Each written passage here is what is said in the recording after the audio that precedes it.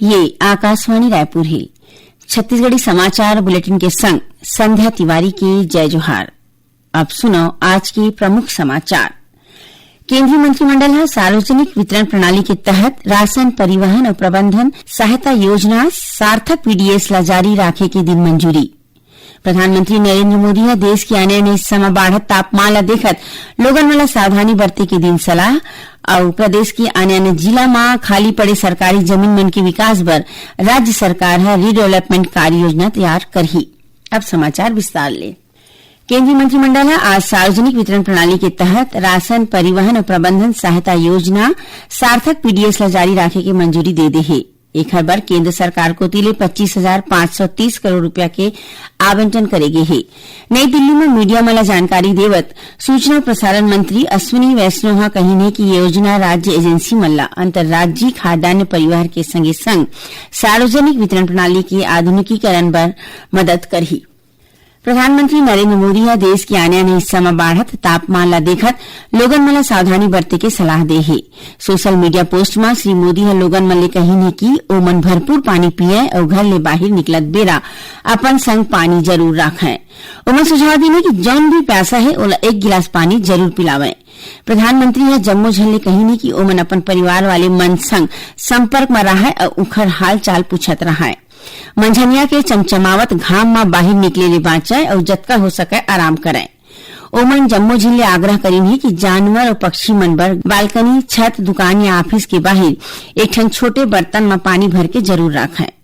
प्रधानमंत्री ने लोगन मन ले ये मुश्किल के दिन में पूरा संवेदनशीलता और करुणा के संग एक दूसरे के ख्याल राखे बर कहीन है। एति मुख्यमंत्री विष्णुदेव साय घलो जोरदार गर्मी ला देखत प्रदेशवासी मन ले अपन ध्यान राखे के अपील करे है। मुख्यमंत्री कही कि ज्यादा गर्मी के दौर में हरेक मनखे ला अपन स्वास्थ्य के संगे संग अपन तीर तखार के लोगन मन के घलो विशेष ध्यान रखना चाहिए। सर्वोच्च न्यायालय निर्वाचन आयोग डाहर ले कराए गए मतदाता सूची के विशेष गहन पुनरीक्षण SIR प्रक्रिया की वैधता ला बरकरार राखे है। मुख्य न्यायाधीश सूर्यकांत और न्यायमूर्ति जॉय माल्या बागिच के पीठ आज ये मामला की सुनवाई करत कही कि SIR प्रक्रिया स्वतंत्र और निष्पक्ष चुनाव की संवैधानिक जरूरत ला आगू बढ़ाथे। न्यायालय ये तर्क ला घलो खारिज कर दिन कि ये प्रक्रिया ले मतदाता सूची में पहले से मौजूद मनखे मन की नागरिकता के अनुमानित मान्यता खत्म हो जाथे। प्रदेश के आने जिला में खाली पड़े सरकारी जमीन मन के विकास पर राज्य सरकार है रीडेवलपमेंट कार्य योजना तैयार करही। एक तहत सरकारी विभाग, निगम मंडल और बोर्ड के खाली जमीन मन के उपयोग करके डिजिटल लैंड बैंक बनाए जाही। मुख्य सचिव विकासशील की अगुवाई में आज मंत्रालय में हुई समीक्षा बैठक में फैसला लेगिस कि जम्मू सरकारी जमीन के GIS मैपिंग करके ऑनलाइन रिकॉर्ड तैयार करे जाही। उन्हें शहर मन में खाली जमीन में आवासीय योजना, व्यावसायिक कॉम्प्लेक्स और सरकारी कार्यालय बनाए जाही। उन्हें ग्रामीण क्षेत्र में कृषि, वेयर हाउस और कौशल विकास केंद्र स्थापित करे जाही। योजना के तहत जर्जर भवन मन ला हटा के नवा निर्माण कराए जाही और जमीन मन ला अतिक्रमण ले बचाए बर फेसिंग और सामलात निगरानी की व्यवस्था करे जाही। मुख्यमंत्री विष्णुदेव साय की अगुवाई में काली संझा मंत्रालय में हुए राज्य मंत्री परिषद की बैठक में कतको महत्वपूर्ण फैसला लेगिस। बैठक में राज्य के आने विभाग और निकाय मन में जमा स्क्रैप सामग्री के पारदर्शी निस्तारण बर MSTC के संग सेलिंग एजेंसी अनुबंध के बेरा ला अवया 3 बछर तक बढ़ाए के फैसला करेगिस। उन्हें छत्तीसगढ़ कर्मचारी चयन मंडल ला सामान्य प्रशासन विभाग के अधीन लाए के प्रस्ताव ला घलो मंजूरी देगिस। एकर संगे संग बिटुमिन यानी डामर के कीमत में बढ़ोतरी ला देखत सड़क निर्माण काम प्रभावित झन हुए। एकर बर 1 अप्रैल ले 30 जून तक ठेकेदार मन ला थोर बहुत कीमत में राहत दे के फैसला लेगिस। राज्य सरकार भारतीय प्रशासनिक सेवा के अधिकारी अरुण कुमार पांडे ला प्रधान मुख्य वन संरक्षक नियुक्त करे है। श्री पांडे है रिटायर IFS अधिकारी V श्रीनिवास राव के जगह ली है। इस संबंध में वन और जलवायु परिवर्तन विभाग डाले आदेश जारी कर दे गए है। छत्तीसगढ़ी समाचार बुलेटिन आप मन आकाशवाणी रायपुर ले सुनत हो। छत्तीसगढ़ के खबर ले है आपके वास्ता और खबर के विश्वसनीयता ले है हमार वास्ता। आकाशवाणी समाचार रायपुर के प्रादेशिक समाचार बुलेटिन के संगे संग हमार समसामयिक कार्यक्रम आप रेडियो के संग अपन मोबाइल में घलो सुन सकत हो। आकाशवाणी समाचार फेसबुक, ट्विटर और यूट्यूब में घलो हावय। हमार फेसबुक पेज हरे Chhattisgarh news on AIR, Twitter handle CGAIR news और हमार यूट्यूब चैनल हरे छत्तीसगढ़ AIR न्यूज।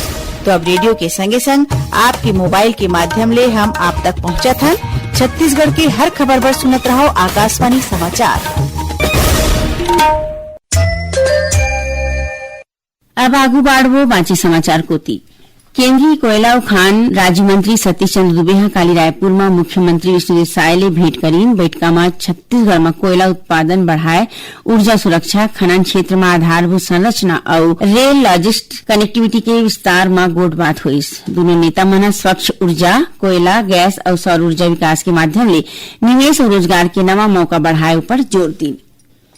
मुख्य सचिव विकासशील सहकारी समिति मन ला मजबूत बना के किसान मन ला आत्मनिर्भर बनाए पर जोर दिन है। रायपुर में राखे गई राज्य सहकारी विकास समिति के बैठका में उमन हर ग्राम पंचायत में सहकारी समिति संचालित करे के निर्देश दी। बैठका में प्राथमिक कृषि साख समिति यानी पैक्स ला दुग्ध, मत्स्य पालन और लघु वनोपज गतिविधि ले जोड़े ऊपर गोठबात हुई। ग्रामीण क्षेत्र में बैंकिंग सुविधा बढ़ाए बर माइक्रो एटीएम और रुपे कार्ड उपलब्ध कराए के समीक्षा घलो करेगी। मुख्य सचिव सहकारी शक्कर कारखाना में इथेनॉल संयंत्र के निर्माण में तेजी लाए के निर्देश दी।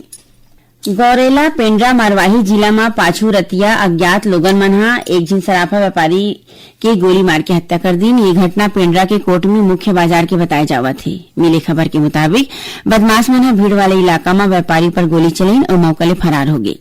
घायल व्यापारी ला अस्पताल ले जाएगी, जी डॉक्टर मन ओला मृत घोषित कर दी।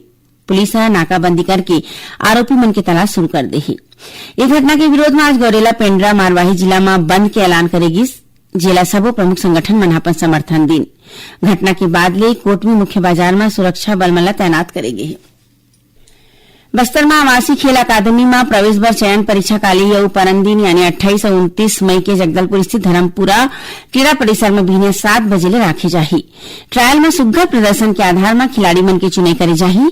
आवासीय खेल अकादमी में एथलेटिक्स, तीरंदाजी और फुटबॉल जैसन खेल मन ला शामिल करेगे है। अकादमी में 13 ले 17 बछर आयु वर्ग के लइका मन प्रवेश ले सकत है। छत्तीसगढ़ सरकार अखिल भारतीय सेवा के अधिकारी मन के महंगाई भत्ता में 2% की बढ़ोतरी के आदेश जारी करे है। सामान्य प्रशासन विभाग ढाले जारी आदेश के मुताबिक अब आईएएस, आईपीएस और आईएफएस अधिकारी मन ला 58% की जगह 60% महंगाई भत्ता मिली। 12 महंगाई भत्ता 1 जनवरी 2026 ले प्रभावी माने जाही। राज्य के 900 ले ज्यादा लघु वनोपज सहकारी समिति के माध्यम ले ये दिन तेंदूपत्ता इकट्ठा करे के काम करे जावत है। प्रदेश में अब तक 13,52,000 ले ज्यादा मानक बोरा तेंदूपत्ता के इकट्ठा कर ले गए है। तेंदूपत्ता संग्रहण में बिलासपुर वृत्त सबले आगू हवे, जिहां 3 लाख ले ज्यादा मानक बोरा तेंदूपत्ता इकट्ठा करे गए है। एकर बाद सरगुजा, कांकेर और रायपुर वृत्त के जगह हवे। राज्य सरकार डहाले तेंदूपत्ता संग्रहण के दर 5,500 रूपया प्रति मानक बोरा निर्धारित करे गए है और संग्राहक मन के खाता में सीधा भुगतान करे जावत है। अब थोड़की समाचार सार में भारतीय राष्ट्रीय राजमार्ग प्राधिकरण NHAI बिलासपुर ले रायगढ़ के बीच राष्ट्रीय राजमार्ग क्रमांक 49 में यात्री मन ला तुरंत मदद देवर डायल नंबर 1033 आधुनिक आपातकालीन चिकित्सा एम्बुलेंस सेवा की शुरुआत करे है। छत्तीसगढ़ रियल एस्टेट नियामक प्राधिकरण रेरा बताइन है कि कुछ अनाधिकृत मनखे मन खुद ला रेरा के अधिकारी या कर्मचारी बता के लोगन मन ले पैसा के मांग करत है। प्राधिकरण आम लोगन मन ला ऐसा साइबर ठग मन ले सतर्क रह के सलाह दे है। मुख्यमंत्री अनुसूचित जाति और जनजाति विद्यार्थी उत्कर्ष योजना के तहत कक्षा 6वीं में प्रवेश बर प्रस्तावित प्रक्रिया ला कोनो कारण स्थगित कर दी गई है। और प्रदेश में दिन पड़ा ज्यादा गर्मी ला देखत नवा रायपुर के नंदनवन जंगल सफारी ला पर्यटक मन बर 28 और 29 मई के बंद राखे गए है। आखिर में प्रमुख समाचार एक घाव फेर। केंद्रीय मंत्रिमंडल ने सार्वजनिक वितरण प्रणाली के तहत राशन, परिवहन और प्रबंधन सहायता योजना सार्थक पीडीएस ला जारी राखे के दिन मंजूरी।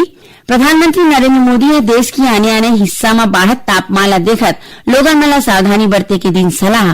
और प्रदेश की आने आने जिला में खाली पड़े सरकारी जमीन मन के विकास बर राज्य सरकार रीडेवलपमेंट कार्य योजना तैयार करही। एक संग छत्तीसगढ़ी समाचार बुलेटिन यही सिरावत है। जय जोहार।